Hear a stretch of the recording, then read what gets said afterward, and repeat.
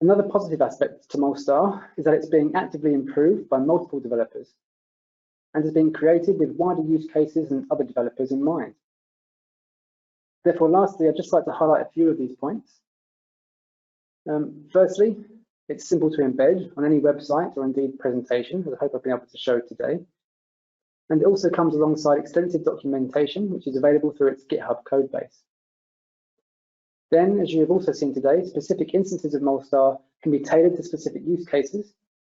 We already have several variants between different PDBe resources, and whilst the core components are lightweight, more complex modules can be loaded individually to help keep data transfer and processing to a minimum.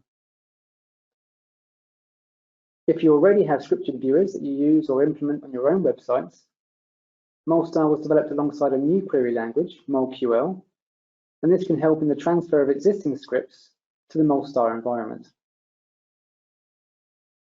Lastly, Molstar itself is fully open source code, all of which is available through the associated GitHub account. And for a bleeding edge instance of Molstar that packs full functionality from all of the available modules, please head over to molstar.org to have a play.